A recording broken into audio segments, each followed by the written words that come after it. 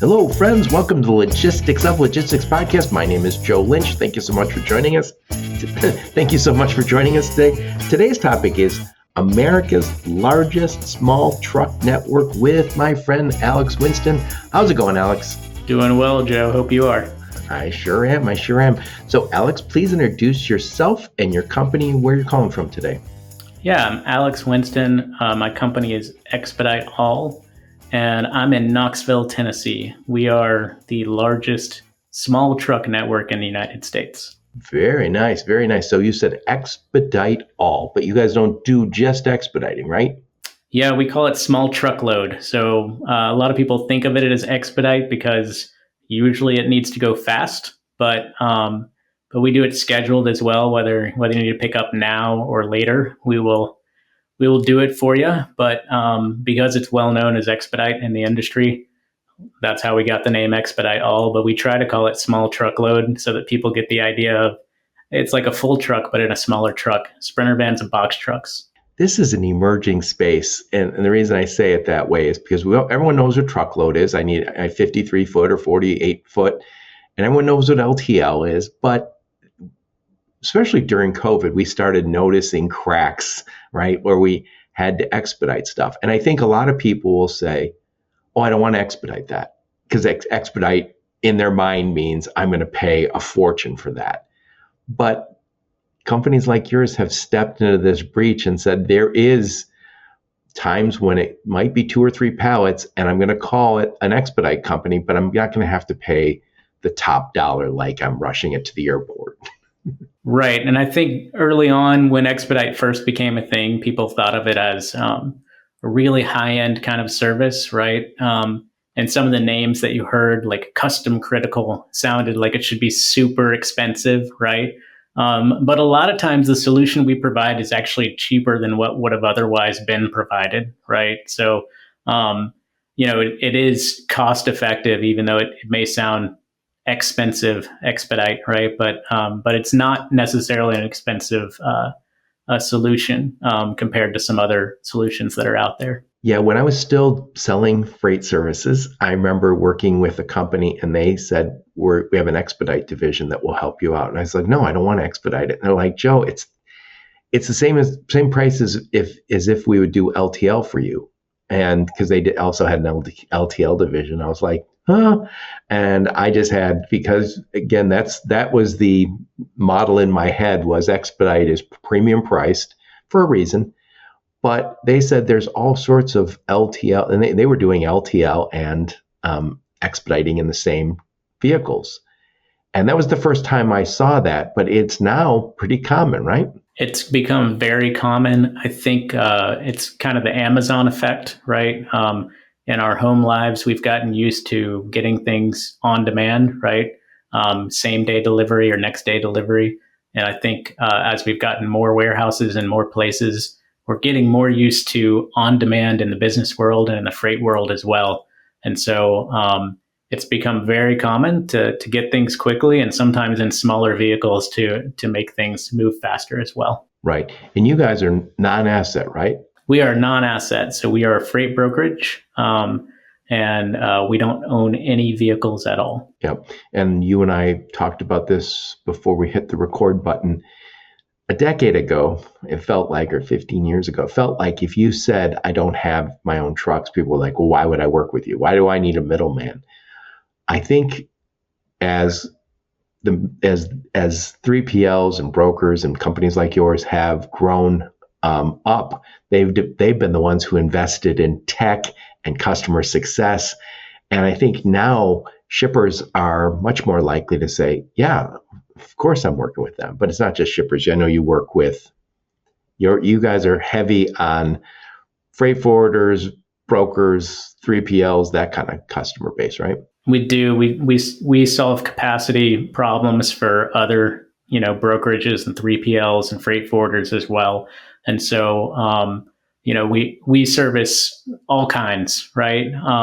And a lot of people come to us for that capacity.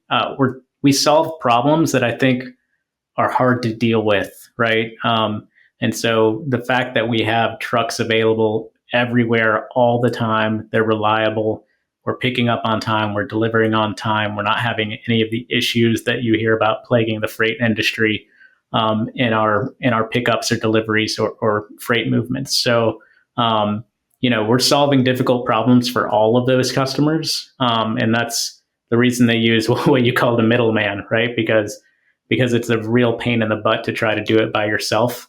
And sometimes you can't, and sometimes you can, but it takes a really, really long time when you could have just sent an email and had it done, right? Yeah. And I always say anybody who's a broker or 3PL, used to people go, oh, you're just a middleman. You're not just a middleman. But after a while, I would always say, I'm a middleman, but I'm adding value in the middle. I'm getting it to you for less expensive than you would have paid. I'm bringing technology and a team to track everything.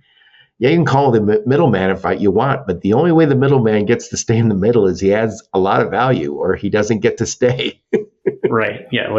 And freight brokerages have been dealing with this as long as they have existed, right? Like, what would you just say you do here? Is it, like, why do we need you? And they are solving difficult problems, right?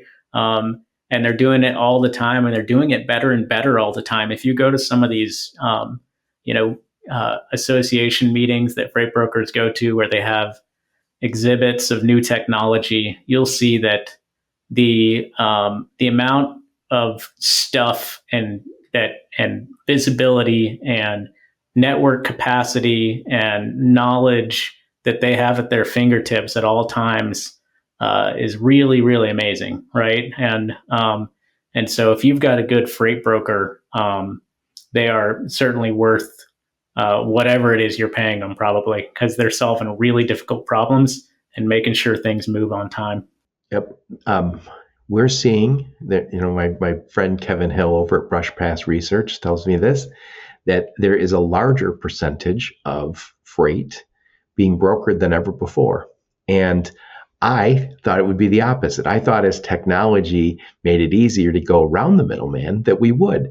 But what the brokers, 3PLs did, companies like yours, is they invested in technology and, again, customer success, which we didn't ever say customer success 10 years ago. It was like, oh, we have customer service. And that was more or less to call someone when you were angry. Right? But now we're looking and saying we have a process, we have a team. And, to be fair, the asset-based carriers are investing in the most important technology, which is the wheels, right?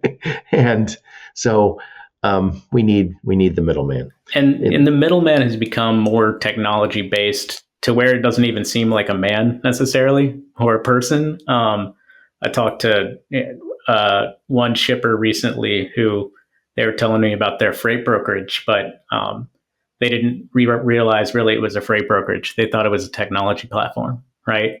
And so they're telling me, yeah, this is who we use. It's a big one. You would have heard of them, right? But I said, oh, that's your freight broker. And they said, no, this is just a technology platform we use, right? Okay. The world has changed very rapidly in this space.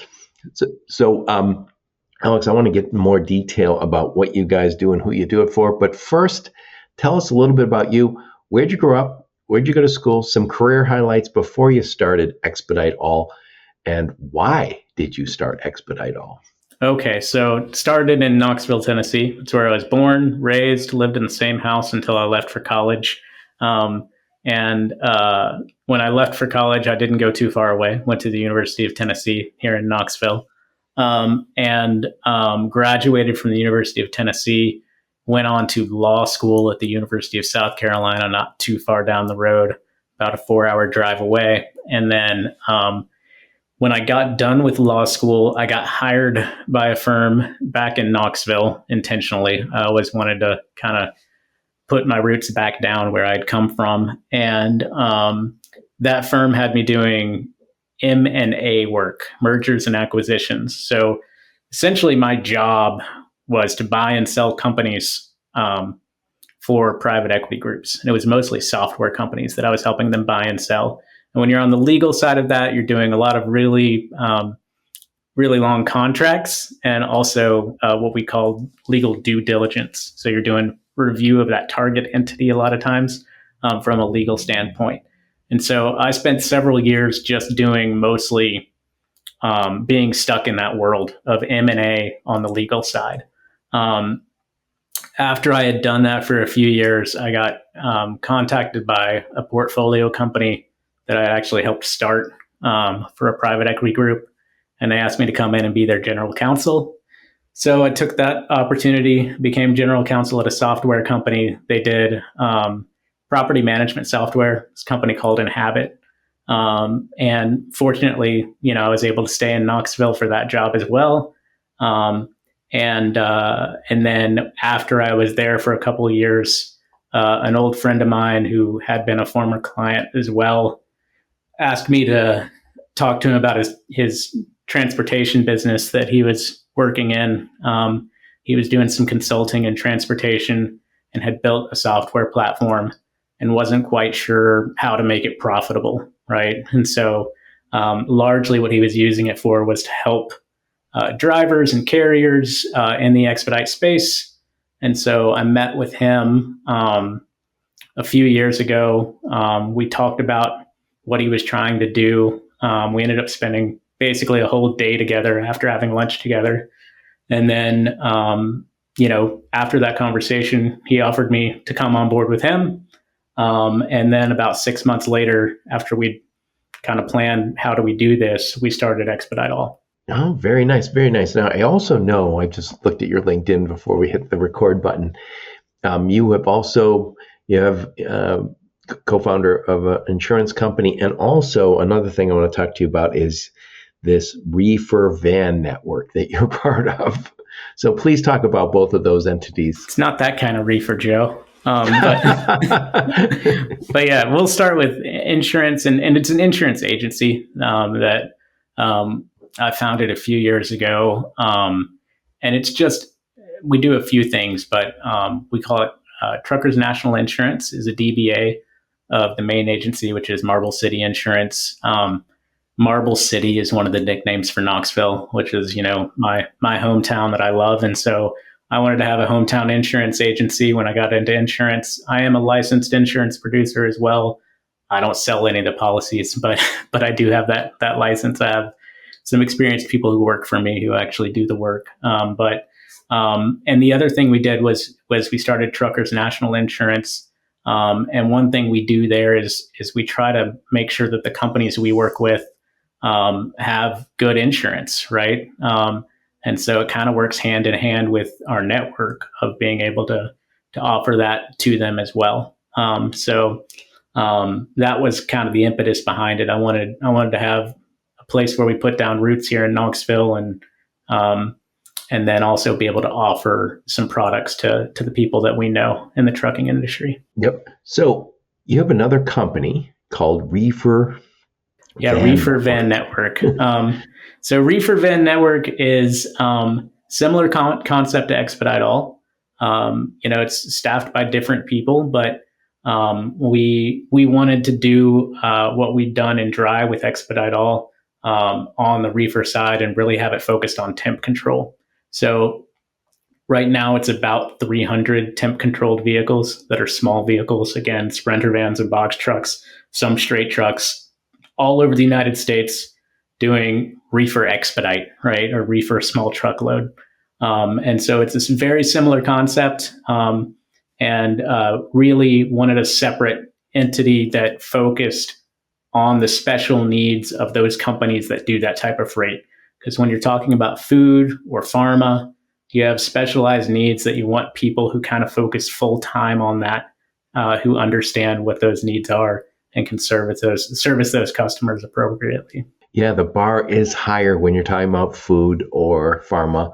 And when you're talking about temperature controlled, one of the challenges is, like, if I'm talking about less than truckload, I remember when still doing less than truckload, people would say, hey, can you move something? It needs to stay cold. Well, when you're opening the doors in less than truckload, I know there's some options there. They're few and far between, but also the idea that the doors get opened at multiple locations. If it's food, I have to be able to say that there's a chain of custody mindset that I have to have. I also, if it's a hot day, especially down south, but it gets hot up here in the summertime, and you say I open that truckload door, 10 times, how do I make sure that I've stay the right temperature? And with pharma, it's the same thing, because you just have to be able to say, I can guarantee that nobody tampered with this, that this was not exposed to outside risks. And LTL and some of the other options for moving a pallet or two just need a little bit of a challenge. Yeah, and one thing we've done at Reefer Van Network is we've made sure that we're monitoring the temp ourselves inside those cargo spaces, just so that we know if something goes out of range, we know right away, right? And so it's really important. You're talking about perishable things that someone is going to put in their body, probably, right? I mean, that can be a life or death kind of thing, right? So it's important. I told you earlier before we hit the record button that I knew of a major retailer that receives cold food to their location. And a lot of times it's just a pallet or two, but it comes in a 53-foot, 48-foot truck, because that's what's available in the reefer market.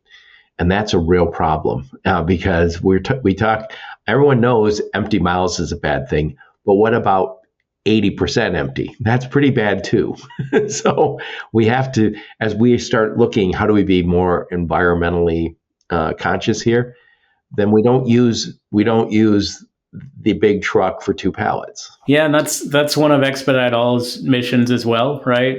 So both on the dry side and on the reefer side, there was a movement a while back where everyone's saying right size your package, right? We don't want to ship air, we want to ship goods. And so everyone made sure that their package fit their goods perfectly, and there's not, space being shipped, right? We're just shipping goods, not air. But so we got the right size boxes figured out, I think, a couple of decades ago. And now what we forgot to do is think about the biggest box in supply chain, which is the 53-foot dry van, right?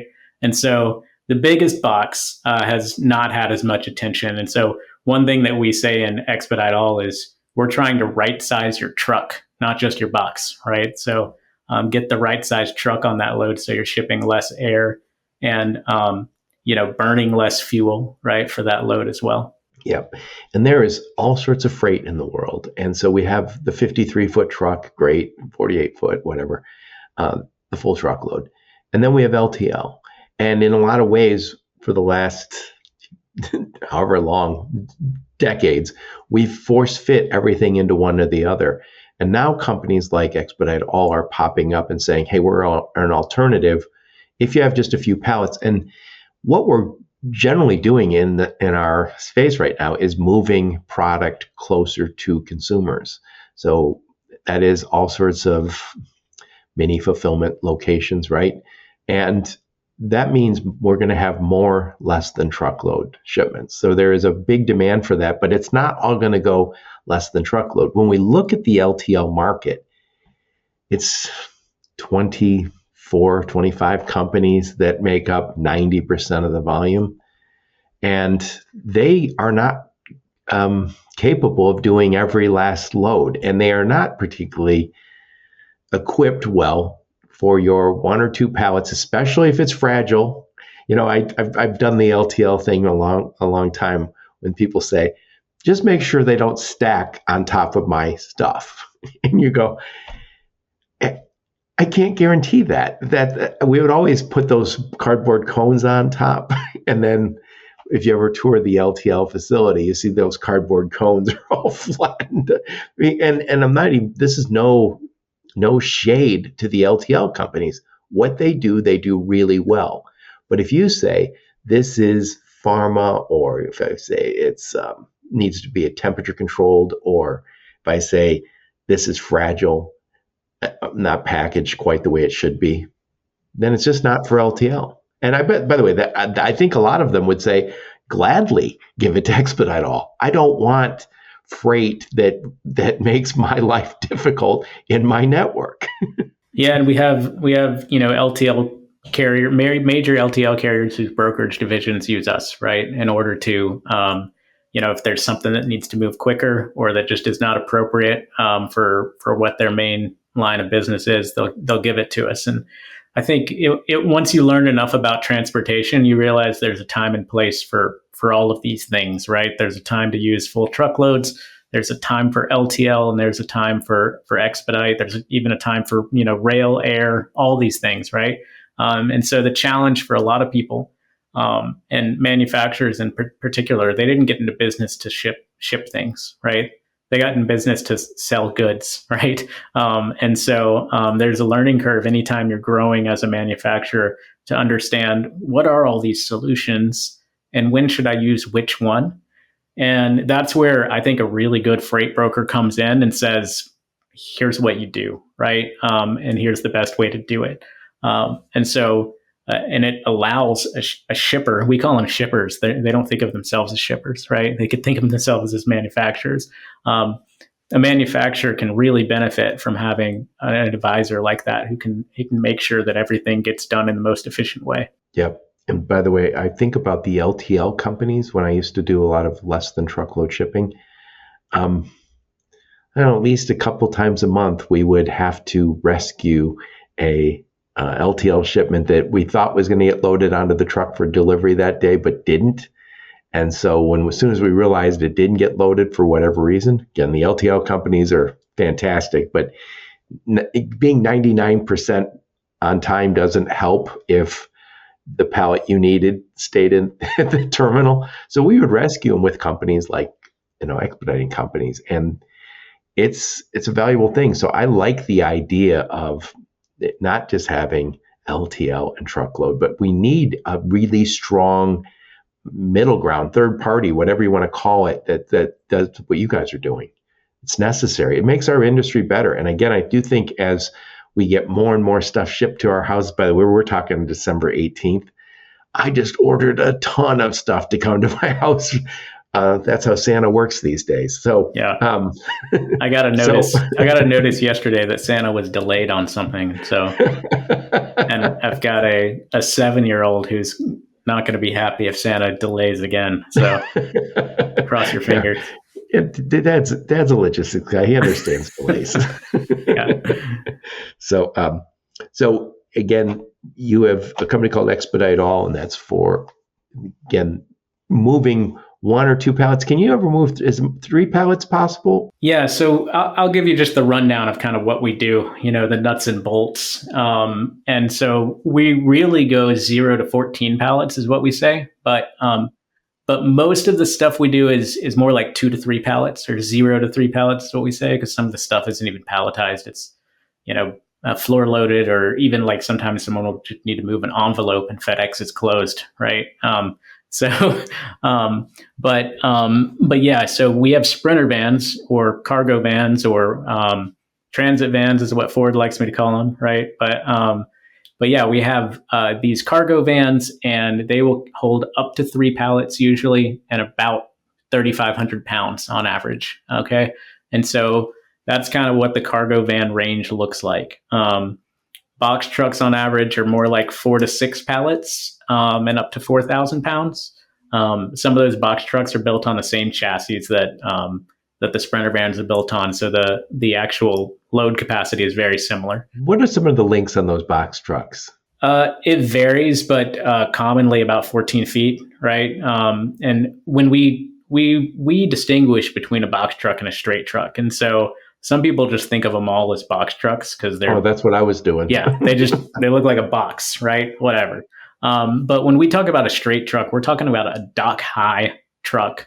And usually it's 24 or 26 feet. And so we call that a straight truck because it's just like a half a semi, really. And so, it has the functionality of a semi. It's probably, more maneuverable, right? And then it's going to have that dock high need if you need a dock high truck. Nice thing about the straight trucks is a lot of times they'll have a lift gate as well most of the time, which if you need lift gate, it's really, really helpful. But straight trucks are the ones we say go up to 14 pallets, up to 10,000 pounds. And then when we talk about box trucks, it's usually, 14, 16 foot box. And it's 4 to 6 pallets, 4,000 pounds, something like that. And so that's the three types of trucks in our network. It's a box truck, a straight truck, and a Sprinter van. And most of what we have are the Sprinter vans and the box trucks. Yeah. And you guys have nationwide footprint, right? Nationwide footprint. So right now we have over 8,000 trucks in our network. And so if you went to any, not even major metro, any metro area at all, you're going to see probably dozens of our trucks available on demand. And so, Joe, I don't know where you're sitting today. I think you're in Michigan, right? Yep. I'm on the fringes of the Detroit metro area, kind of near Ann Arbor. Okay. Are you like Novi area? Is that where you're at? Or about 20 minutes from there? Yeah. Okay. All right. But regardless, Brighton area. Okay. Right. So if you're in that, Detroit metro area, if you told me your home address right now, Joe, I could do a few keystrokes on my computer and we could have a Sprinter van outside your house in 15 minutes, probably. Right. See, that's a big deal. And I think because we have a lot of the traditional expediting companies, asset-based, have a region or a metro area that they manage. And that's fine, except the customers you're working with, which are often large brokerages, they are not used to they don't want to develop their own network of expediting. and by the way, when I say expediting, that's a shorthand for, could be volume LTL in a sense. It's just that I'll call it the third rail. Maybe rail is not appropriate here, but it's not a truck. It's not quite a truckload. We don't want it to go LTL, so it's a small truckload. Yep, a small truckload. And I think when I was still at a 3PL, we struggled with that because we had certain areas near our customers. We knew the companies that we could work with, but a lot of times they were mom and pop companies where you're like, oh, sorry, George is out driving today. Call back later. And that is fine. But I would rather have them be part of your network than me having to deal with that. Yeah, I mean, and we have a lot of people like that. We have a ton of people who are one guy, one truck, right? The majority of our people are like one guy, one truck, or maybe even a husband-wife team driver, right? One truck. Or maybe one guy owns another truck that a friend or a family member drives, right?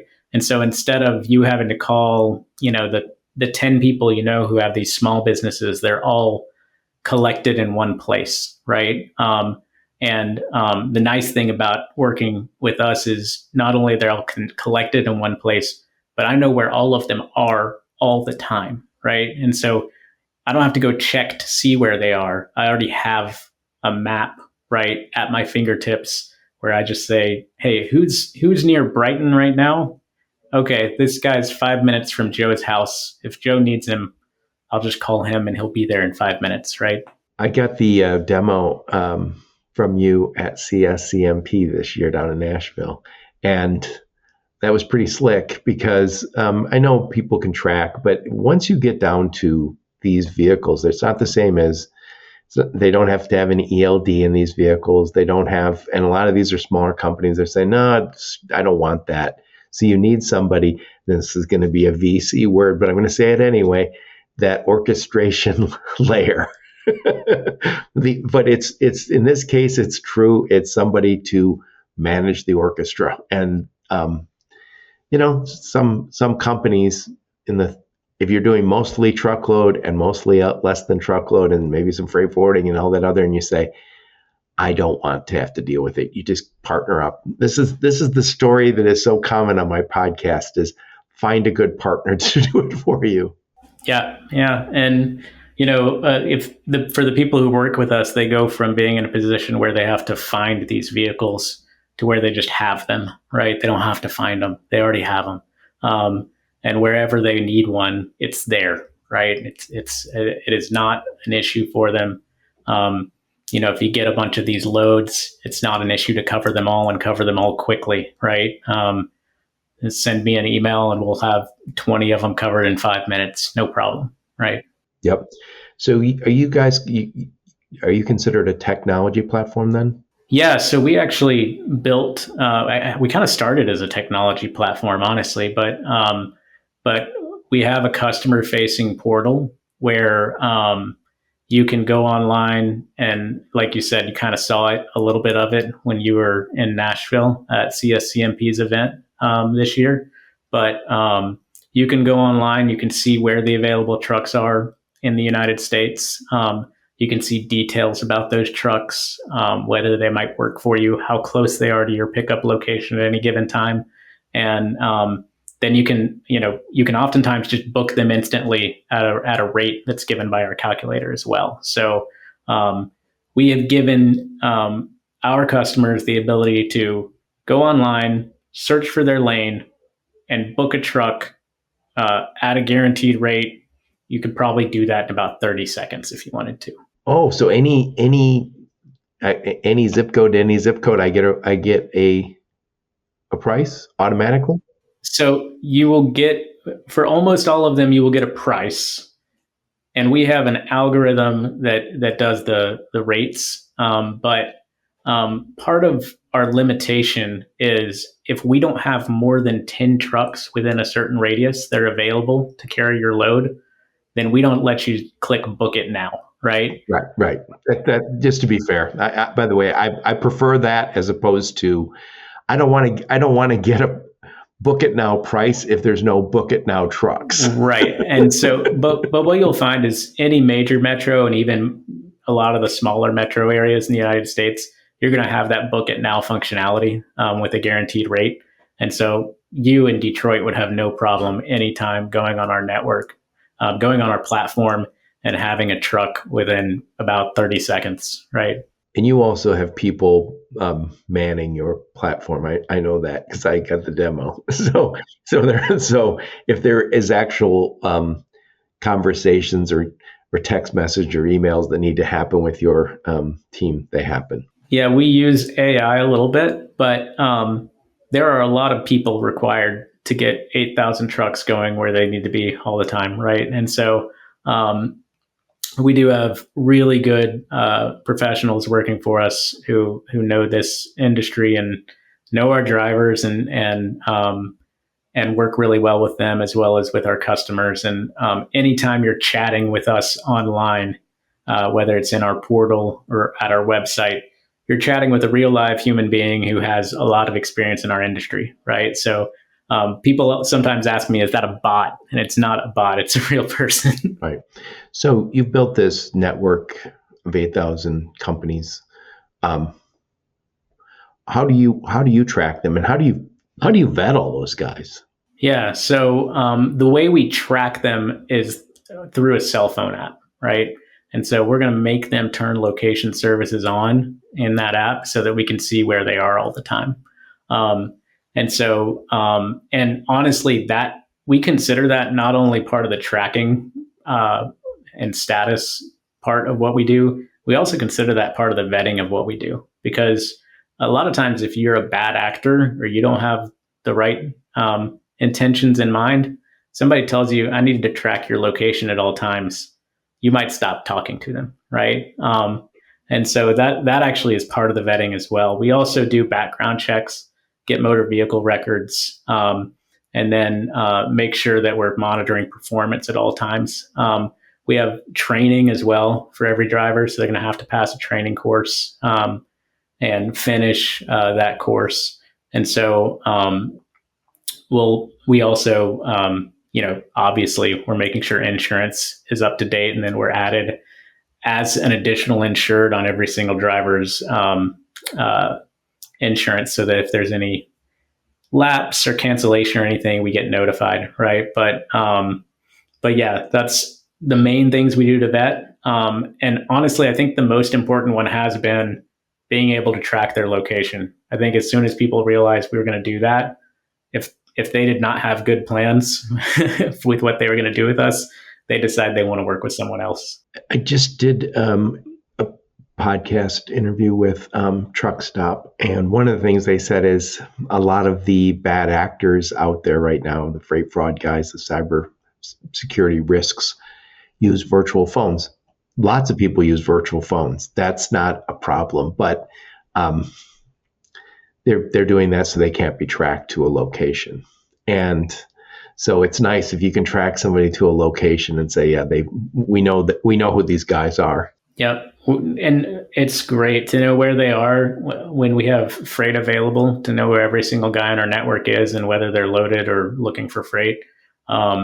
It's key to what we do, right? And so not only is it part of our safety, it's also just part of our business to be able to know where they are all the time. Yep. And I got to tell you, I've had this conversation before with people regarding the expediting. You can work with a company like yours, Expedite All, and I get one bill. So let's just say I'm working with you. We have a process in place. You do lots of work for me. You're working with a lot of brokers, 3PLs, freight forwarders. I know what I can expect from Alex and the Expedite All team. If you are working with thousands of mom and pop carriers, which again, I have no bias against them, but then I have to work a whole bunch of different processes, and they are not technology companies. You in effect are a technology company. This is the main part of your business. That is not the main part of their business, and it's a challenge. I told you before we hit record that I remember getting, handwritten bills faxed to our office to pay, and then paper checks only. And again, no shame. But the idea that you ask a big 3PL or freight forwarder to do that, they're like, no. Get us a partner like Expedite All who works the way we want them to work, and let them deal with all of the disparate systems that they need to work with. I mean, yeah, it's definitely convenient to have everything at your fingertips, one stop, right? Instead of having to. I've heard horror stories about. Actually, I had a friend at a major brokerage in Cincinnati, won't be named, but he told me he used to haze the new guys by having them post a fake Sprinter van load on the DAT and take phone calls from people on that load. And so that was a hazing ritual for him when new guys came in. Oh, you think you know how to cover freight? Okay, post one of these and see what happens, right? And so literally the hazing ritual is to solve a problem that we solve for you, right? Yep. No, I love it. So who's the sweet spot for you guys? Who do you work with the most? Who's the best customers for you guys? The best customers for us are ones with lots of freight. So please, if you have lots of freight, come. But no, honestly, it's large logistics companies, right? 3PLs, brokerages, freight forwarders who are looking to have that capacity in a more efficient way than starting a department to deal with it, and starting a department to build the same network that we've already spent 10 years building, right? And so there are some of those 3PLs who we're kind of their expedite department, right? So instead of having to do the legwork of vetting every single carrier that calls in on a hot load that you posted on a load board, they just send it to us and know they're going to get a fair rate and good, reliable service out of it, right? So, it's a lot of top 1,000 brokerages, right, is who we're doing a lot of business with right now. Well, that makes sense because again, they're focused on getting 100 truckloads in this lane that week, and maybe they're doing some less than truckload. Maybe they're used to optimizing those type of networks. And let's face it, they're doing a good job. That's why a larger percentage of the business is getting brokered.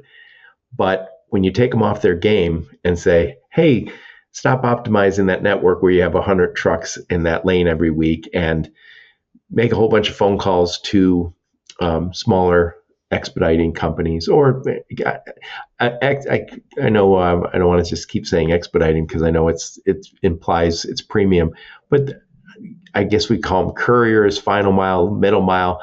It's really, I think, the newest industry within our space, because I never looked at expediting a decade ago as yeah, we can use an expediting truck for less than truckload or for 14 pallets.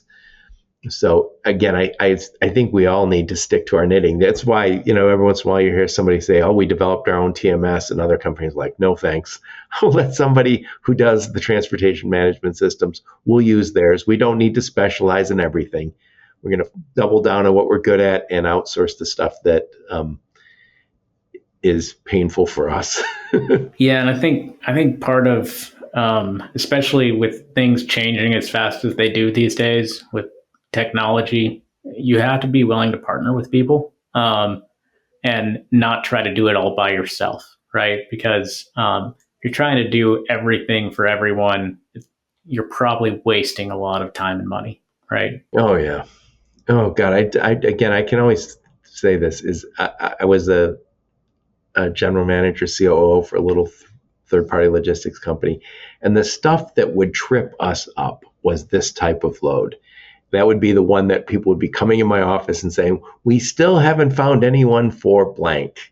And then that was the one that inevitably I was getting text messages at nighttime saying it delivered or the guy didn't. And you're moving tons of less than truckload and tons of truckload. And then it's the few expedites that are the ones that are just because it's not in our wheelhouse. Yeah, and we try to take the pain out of it as much as possible, right? So if you sent us a request, we would get it covered very, very quickly, first of all, but then you would get constant updates as well as live tracking, right? If you wanted to see at any time where that load is, you can pull it up on a map, right, and see where it is. But so we've been able to really, I think, take the headache out of it for most people who use us, where they feel like that one load that used to cause me so much stress, I just send it and it's done, and I know it's going to be okay, right? So, assuming somebody's listening right now and they reach out and talk to you, by the way, I'll put a link to your LinkedIn profile, link to your website, and the links you and your marketing team give me, I'll put those in the show notes. Saying somebody does reach out to you, how long to get set up to start working with you guys? It can be very, very quick, right? And so, if you email us and say, hey, I just want to check out your portal, right? We can send you credentials to get logged in. And honestly, you can click through and sign an agreement within the portal if you want to, right? Without having to do any kind of formal back and forth of signing contracts with us. Most people don't do it that way. Most people, we have an agreement that they, a setup packet that they fill out, and they get set up that way. Usually, we feel each other out for a little while first, but because you can't be too careful in this industry on either side, right? Anytime someone wants to work with me right away, I'm suspicious of them, right? Like, I want to give you freight, and I'm like, is it drugs? I used to say that people who are really desperate to work with us, I was like, is there some other 3PL not getting paid right now who stopped moving their freight? And now the guy who's been bugging him on the phone for the last month is all of a sudden very attractive. Yeah. So, but we do, I mean, we can do the credit check fast and get everything done fast and pick up quickly for you if we have a good feeling about you. Right. But we have had people, because we are so available online, we're kind of a target, right? If you want to move some illicit substance and not risk getting caught by the police in transit, right? Find somebody online to do it for you, right? And so we do have to vet the people who come to us wanting to work with us pretty closely. And especially if they're in a big hurry, right? You're getting vetted even harder if you're in a big hurry, right? So it's not instant, but we can be really quick about it. We have plenty of staff on board and on the accounting side to get you set up. Now, do they connect through your portal, or for your bigger customers, do they actually connect through APIs or EDI? So it's all of the above, right? So we have some API connections. We have people who use the portal. We have EDI, and then we also just have people who do it what's now the old-fashioned way, email. Email used to be the new thing. Now it's the old-fashioned way. But we do have a lot of people who just send emails as well, because that's just the way they feel comfortable doing it. But more and more people are using the technology interfaces, whether it be the platform or some sort of API. That's becoming more and more popular. And I think someday it'll be robots talking to robots, to be honest with you, Joe. It's not. This is a little bit of the problem, though, is we had these, we always talk about relationships, right? And when we brought in the APIs, we're like, nobody's going to argue that APIs are bad. It's like, great, if I can connect digitally, but that has also enabled the bad guys to get involved with us. And so we have to build in some checks. And so I would say you're never get defrauded by the guy you talk on the phone to for the last 5 years. It's the guy who doesn't have a website and only wants to text with you. That's the guy who's going to rip you off. So anyway, I am going to summarize the best I can, then I'm going to get your final thoughts on the topic. So I'm talking to my friend Alex Winston. He's one of the founders of America's largest small truck network, which is Expedite All, but also the founder or co-founder of RVN, which is the Reefer van network, which is, again, smaller vehicles, but it's temperature controlled. A big, big need for that right now.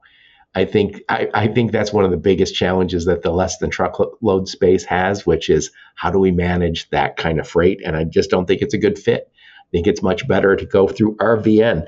But anyway, we talked about your business, which is working mostly with logistics providers, whether they be freight forwarders, 3PLs, brokers. That's the majority of your business. I think that makes sense also. Anytime a shipper goes directly to you, I'm sure you take their business, but you probably think, who is your broker? Who is your normal guy that you're working with? Because you want to make sure it's not one of your partners. Yeah. And anytime that I work with another transportation company, one of the things I assure them, both actually and contractually, is that we're never going to go after your business, right? And so, and I have no intention to, right? So I don't sell to those folks. But yeah, if somebody comes to me and says, "Hey, I need you to move something," I'll figure out how to move it for them, right? But that's not really my target market, right? Right. You're trying to avoid stepping on toes, but that's probably very reassuring for the partners you're working with. But you guys provide on-demand availability worldwide. I mean, worldwide, nationwide. Worldwide's next time we talk. But that's nationwide is nice because, again, a lot of the expediting companies, if you're asset-based, you probably don't have a national network. That's just the nature of how things work. And you guys have an actual tech platform, and I can, for the most part, get a book now, an automated price. That's only if you can actually deliver on the automated price. I don't want to get, hey, here's your book now price. But you can't book it now, yeah. Yeah, I don't need that.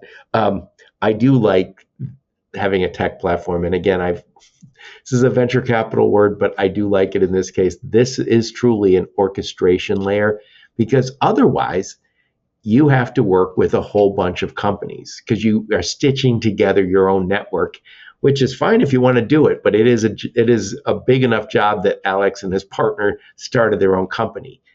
Again, I think it makes more sense to partner with a company than to do this because it's a different animal.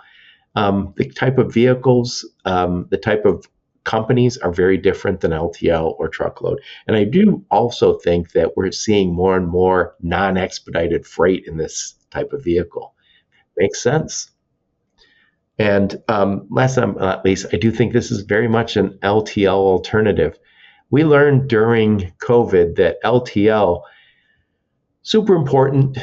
It's a very useful thing. Not every country has a great LTL networks like we do, but they aren't perfect for everything. And again, there's anybody who shipped LTL on a regular basis knows that reefer loads can be a little tough. Stuff that can't be stacked is rough. 2 pallets that are, in a rush. There's a lot of stuff that just doesn't fit into that network. Anyway, put a big old bow on this one. Alex, final thoughts on the topic. Yeah, I mean, we're doing exactly what you just mentioned, which is filling a kind of a hole, right? Where if you have freight that isn't quite right for LTL, it's not going to fill up a truck, but maybe it needs to move fast. Maybe it's delicate. Maybe it's oddly shaped, or for whatever reason, LTL doesn't make sense. We're filling that space in the market in a really efficient way, right? By bringing 8,000 plus trucks at your fingertips on a platform available instantly for booking, right? And chances are, no matter where you are, some of them are near your pickup location at any given time, right? So that allows us to do, very little deadhead on the way to the pickup, get you a better price, and get you picked up and delivered as quickly as possible as well. So we're proud to bring the freight world, America's largest truck network, Expedite All, and certainly glad, Joe, and thankful to you that I ran into you at Edge and that got to connect with you and able to do this podcast with you. It's a really great thing you're doing. Yeah, well, thank you so much. And again, we also should mention, I will put a link to RVN, which is the Reefer van network for your temperature control. But when we say temperature control, is some of it frozen? Yeah, so it goes from all the way from -20 to 80. So some of it's cold, some of it's Arctic, some of it's room temperature, keep from freeze, and everything in between. So there are certain products that move at 50 to 55 degrees, and we can do that as well, right? That is also such a need. Again, I know all these fast food restaurants, a lot of them are getting truckload shipments that have a pallet or two, and it makes no sense. And as we all start to look to say, how do we save money? Well, you book the right truck for the job. And also, anytime we're looking at that space, there's not a lot of alternatives. If you say, I want a reefer, a lot of times the reefer is 48 feet long, and that's it. That's what they got. Availability is not there. So I love that this is a developing network. Anyway, Alex, again, I will put a link to your LinkedIn profile, a link to your website, and any links you and your marketing team give me. And it is December 18th, so I will wish you a very Merry Christmas or Happy Hanukkah or whatever you're celebrating this time of year. Enjoy it. Merry Christmas, Joe. Thank you. Yep. And thank all of you for listening to my podcast. Your support's very much appreciated. Until next time, onward and upward. You have been listening to the Logistics of Logistics podcast, where we engage with leaders in the logistics and supply chain community. If you like what you hear, please subscribe, hit the like button, and leave us a nice review on Apple or Spotify or wherever else you listen. Also, please check out our videos on YouTube and connect with us on LinkedIn. We're very big on LinkedIn. And you can also reach us on the logisticsoflogistics.com, our website.